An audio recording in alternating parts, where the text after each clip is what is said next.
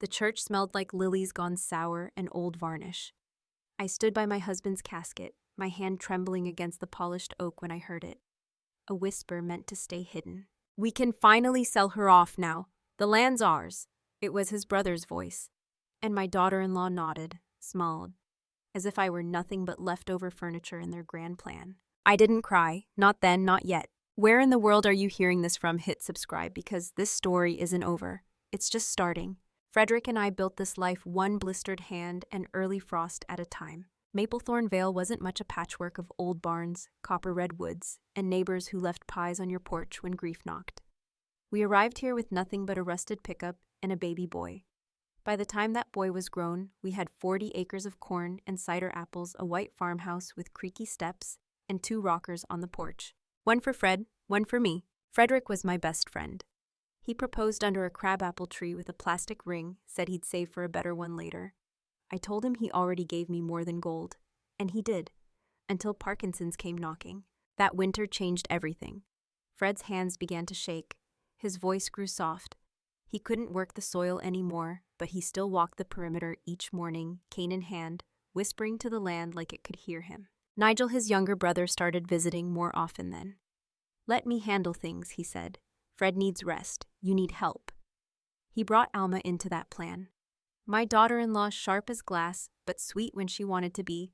They said they'd help streamline the estate, talked of revocable trusts, transfer deeds, power of attorney stuff.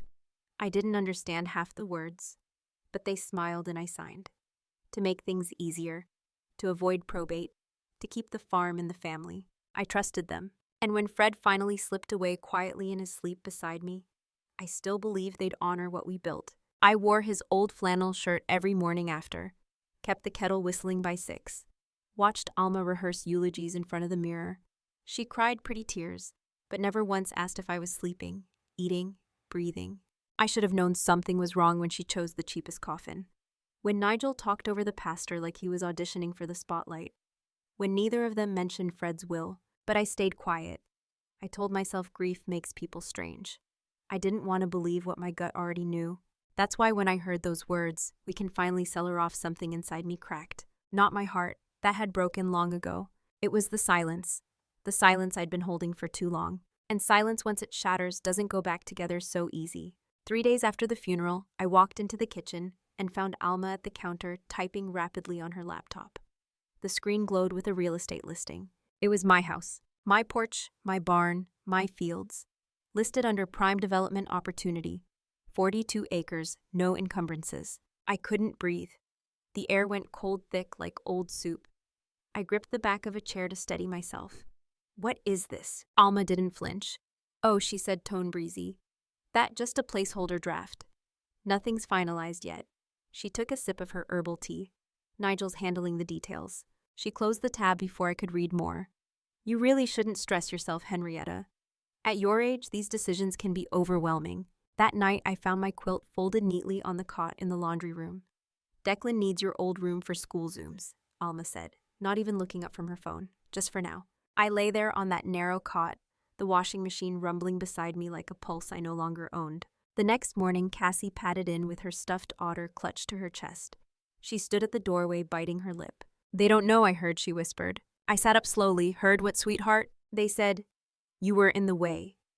That it's not your house anymore." She looked down. "That you're a burden." I blinked back tears, not for me, but for the little girl forced to carry secrets heavier than she ever should.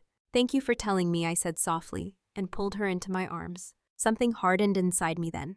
A stillness I hadn't felt since Fred's last breath. Because now it wasn't just grief, it was strategy. I had signed papers. Yes, but I hadn't surrendered everything. Not yet. Not to them. Should I confront Nigel and Alma head on? Or wait, watch, and gather the truth they so desperately wanted to keep buried? 2 days later, as the autumn wind swept dry leaves into tight little whirlwinds outside the kitchen door, I found myself standing in Frederick's old study. I hadn't entered it since the night he passed. The scent of his pipe tobacco still lingered faintly in the air, sweet and sharp like cedar and smoke. His cardigan still hung on the chair. His ledger book sat in a neat row on the desk, the ink on the last page faded but steady. I closed the door behind me. You said you left me something, I murmured aloud. Where, Fred? I touched the edges of the bookshelves, the underside of the desk, the floorboards where the rug curled up at the corners. Nothing. Then I remembered. 6 years ago, after a flood in the pantry, Fred had added a hidden compartment beneath the floor vent just in case the world ever gets mean. He'd joked. I pulled the rug aside, pried open the vent. And there it was. A small wooden box sealed with a twist of twine and a dried marigold taped to the lid. Inside, a silver USB drive and a single envelope with my name in Fred's careful cursive. My hands trembled as I opened it. Henrietta. If you're reading this, I'm gone, and they've moved faster than I hoped. Nigel's been circling like a hawk, and Alma's been sniffing after the property for months. I updated the will, made sure our wishes would be heard. I filed everything with George Pendleton. He's still practicing in Westbridge. The USB has copies of everything. I'm sorry I didn't tell you sooner. I wanted to believe they do right by you, by the kids. But if you're reading this, I was wrong. Trust your gut and fight, Nettie. You've always been stronger than they think. Love, Fred. I clutched the letter to my chest. The USB gleamed in the fading light like a blade. He'd known. He'd seen through the smiles, the helpful hands, the false mourning. And he'd done what he could to protect me. But if the will had truly been updated, why hadn't anyone mentioned it? Why was no lawyer present at the funeral? And where was George Pendleton now? I took the early bus to Westbridge the next morning, USB drive tucked deep in my coat pocket, like a secret I hadn't earned yet. The address Fred had left led me to a modest brick building near the post office. No sign, no receptionist. Only a blank door with peeling paint where a plaque used to be. I knocked, waited. Nothing. A man sweeping the sidewalk nearby looked up. Pendleton moved out weeks ago, middle of the night, no forwarding. Quiet guy, that one. You his sister? I shook my head. A friend. Do you know where he went? He gave me a pitying look. Lady, if he didn't want to be found, someone made sure of it. I stood there a long moment, watching a squirrel dart across the street. Fred had trusted this man, and now he was gone. Back home, the gate lock had been changed. It took me 10 minutes of knocking before Alma opened the door. Oh, she said. You're back. Back as if I didn't live here. I need to speak to you, I said, brushing past her. She didn't stop me, just followed close behind, silent as a wolf. Inside, I found the pantry cleaned out. My recipe box gone. The worn-out armchair Fred loved missing. The house is going through a refresh, Alma said coolly. New energy, new arrangement, you'll see. I clenched my fist to keep from shaking. Where's Maribel? Our housekeeper. She wasn't adjusting well to the new rules. We let her go. That night, I stayed awake, the USB now hidden behind the baseboard in the laundry room. At breakfast, Nigel showed up unannounced, smelling of expensive aftershave and cheap intentions. He poured himself coffee like it belonged to him. You look tired, Nettie, he said. Must be hard adjusting to everything. I said nothing. He smiled. The thing is, Fred made some changes near the end. You weren't around when he signed the updated documents. But it's all legal. You really ought to let this place go. I stared at the swirling steam rising from his mug. For years, I'd been the background. The quiet wife, the aging mother, the afterthought. But they'd underestimated me, and they'd overplayed their hand. Fred hadn't left me in the dark. He'd handed me a lantern. Now I just had to find a way to light it. Cassie found me that night in the barn, where I was sorting through old gardening tools, just to keep my hands busy. Her cheeks were red, her eyes wide. I read it, she said, clutching a tattered spiral notebook. I know I wasn't supposed to, but she held out the notebook. It was her mother's. Alma's handwriting, neat and angular, filled the page. Call Maple Glen on Tuesday. Get confirmation for move-in by end of the month. If she refuses, doctor can sign competence waiver. Nigel said forms are prepped. My stomach dropped. Maple Glen was the nursing home 20 minutes out of town. The one with a wait list unless you paid in full. They were planning to send me away soon, with or without my consent. She said you'd be happier there, Cassie whispered. But she lies. I knelt down and pulled her into my arms. You are the bravest girl I know, I murmured into her hair. The next morning, Jonas shuffled into the kitchen, still in his pajamas. Uncle Nigel says you're moving soon. He said the new place has puzzles and soft chairs. My fingers tightened around my mug. They were already talking to the children like it was settled. That evening, I went to make my usual Sunday phone calls. Jillian, my bridge partner. Lois, my old neighbor. But all the contacts had vanished from my phone. Digital decluttering, Alma said when I asked. Too many voices can confuse the mind. Trust me, Henrietta. It's for your peace. I smiled, nodded, then walked straight to the post office before they closed. Inside a manila envelope I packed. A copy of Fred's letter. A printout of the will from the USB. A signed affidavit. I typed myself timeline suspicions names. I mailed it to the Maplethorne County Registrar's office. Certified, return receipt requested. And waited. 6 days passed. Then on the 7th, as the wind bent the cornfields and a storm began to roll in from the north, a cream-colored envelope arrived. Return address County Probate Office. Inside an official notice. Dan, you are hereby invited to the formal reading of the last will and testament of Frederick Bloom. I stared at the seal, my hands steady, my breath calm. Let them smile now. They wouldn't be smiling for long. The conference room smelled like coffee dregs and polished wood. Alma arrived in a sleek black pantsuit heels, clicking like a metronome. Nigel wore a pinstripe blazer 2 sizes too small and a smug look that barely fit his face. I took the end seat cane by my side, hands folded neatly. Then the door opened and in walked a woman none of us had seen before. "Good morning," she said calmly. "I'm Meredith Yates, representing Frederick Bloom." Alma's brows knit. "Where's Harold? He's always handled our estate." "He was removed," Meredith replied, placing a thick folder on the table. "By Mr. Bloom 6 months prior to his passing." Nigel snorted. Fred was barely coherent by then. Meredith didn't blink. "We have video testimony, medical clearance, everything in order." She cleared her throat. Item 1. The property at 114 Lantern Row, commonly known as the Bloom Farm, is to be placed in a life estate trust with Back. Henrietta Bloom as sole lifetime occupant and steward.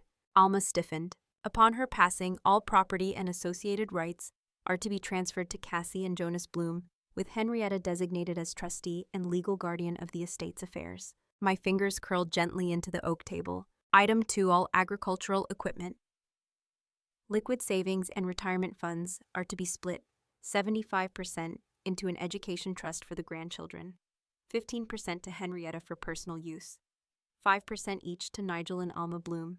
The room went silent. I didn't gloat, didn't smirk, but I lifted my chin. Fred had given me back my voice, and now I intended to use it, because what they did next would show their true colors to the world. Alma didn't scream, not right away.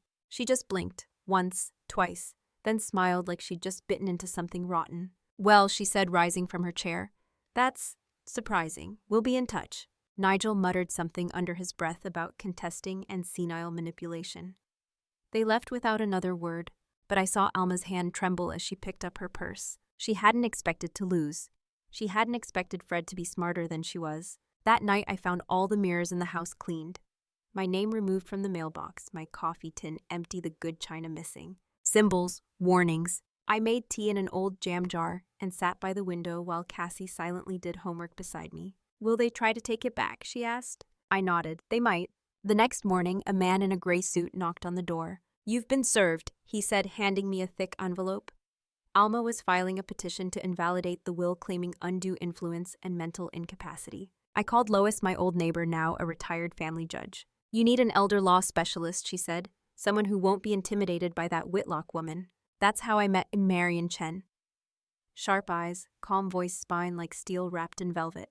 She read Fred's letter, scanned the digital files, and didn't say a word for 5 minutes. "Then I'll take it." "Can you win?" I asked, my voice smaller than I meant it to be. "I don't take cases I intend to lose." Within a week, Marion filed a formal response with the probate court and a motion to introduce the video evidence, Fred sitting in his study, clear-eyed and steady-voiced, explaining his decision line by line. Alma responded by going to war. She called the school claiming I was mentally unwell. She told the neighbors I'd been slipping and needed supervision. She cut off Jonas's sleepovers and told Cassie I was sick in the head. I found pamphlets for assisted living homes slipped under my door, flyers for memory care centers in the mailbox. When I confronted her, she smiled. "You wanted to fight, Henrietta. Welcome to it." But I wasn't fighting alone. Cassie stood beside me every evening, helping me file and sort and print. Jonas gave me a drawing of our house with the words "Home Forever" scribbled in crayon. Marion called every day. "I need you steady," she'd say, "not scared." "I'm not scared," I told her. "I'm angry." It wasn't just about land anymore. It was about being erased. And if Alma and Nigel thought I would go quietly into some sterile room with plastic plants and piped-in music, they'd forgotten who planted the orchard they were trying to sell. The days blurred into a fog of court filings, whispered threats, and locked doors. Cassie grew quieter. Jonas started asking if Grandma was going away like Grandpa. And Alma, she moved through the house like a queen in exile. Tight smiles, clipped commands, eyes that never blinked. She'd begun telling the neighbors I was unstable, that I talked to shadows, that I had wandered out barefoot in the snow last winter. which was true, but only because the goat had escaped. Even Maribel, my old friend at the pharmacy, started asking strange questions. "Are you okay, Henrietta?" Alma said. "You've been forgetful." I smiled. "Only about birthdays I want to forget." But inside I was burning. One evening I caught Alma in Fred's office. She was rifling through the bottom drawer's phone flashlight on Moving Fast. She didn't notice me watching. The next day, she left for a weekend real estate summit.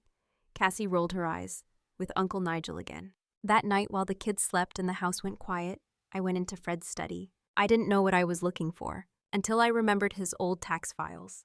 Fred always hid sensitive papers in dull folders. He said no one looks in the boring stuff. I reached for the dusty accordion file marked Bloom Farm, Water Usage 2012. Inside, taped beneath a loose divider, was a second USB. It had one word etched on it in Fred's handwriting: "If she fights."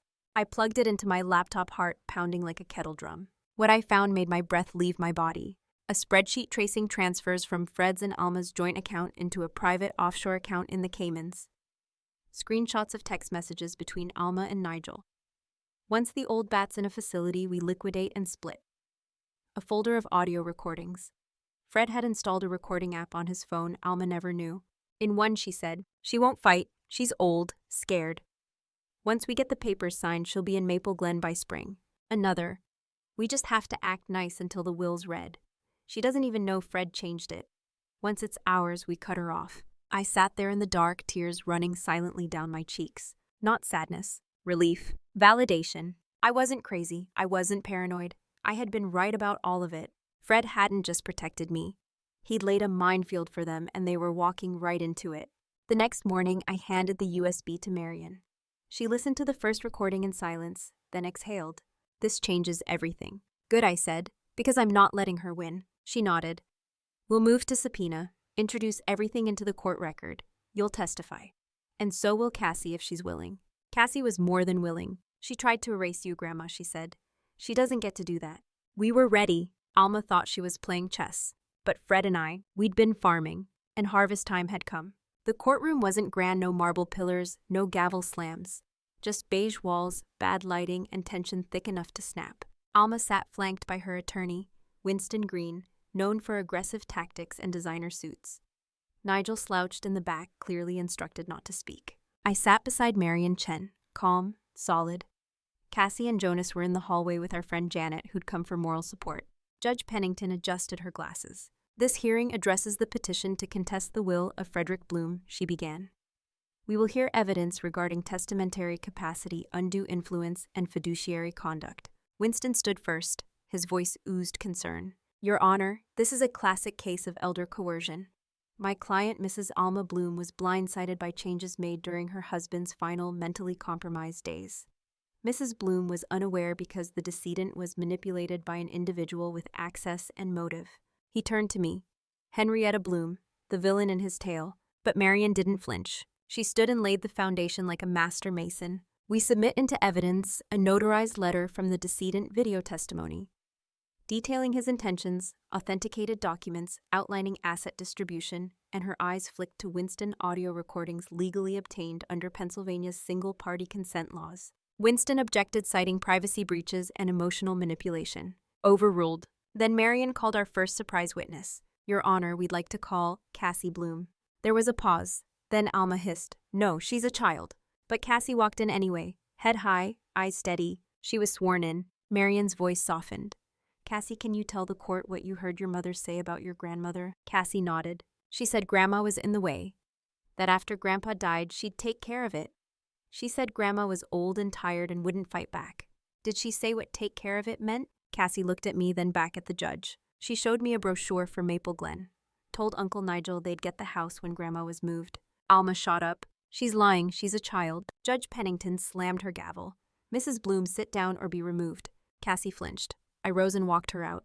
When I returned, Winston tried to recover ground, but Marion wasn't done. She played the recording. "She won't fight. She's old. Once we get the papers signed, she'll be in Maple Glen by spring." Alma's voice echoed in the quiet room like a funeral bell. The judge took a breath.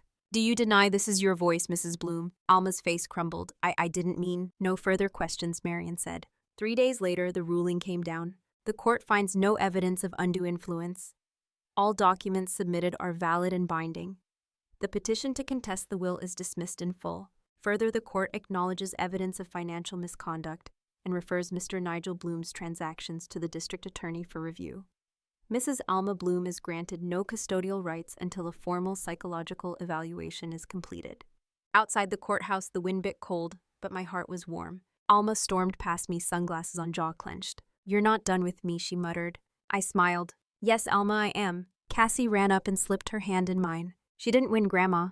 "No," I said, squeezing her fingers, "but we did. It's been a year." The corn grew tall again this summer, and Cassie painted the orchard in watercolor. Jonas built a chicken coop with scrap wood and named the hens after cartoon villains. The house no longer feels haunted. Alma moved to Chicago last. We heard she's trying to reinvent her brand. Nigel is under audit for 3 years of undeclared income. Fred's name is being restored to the community garden sign he helped build decades ago. And me, I sleep in the master bedroom now. The window faces east, where the morning sun hits the porch swing first. Cassie and Jonas both chose to stay with me, even when a judge gave them the option.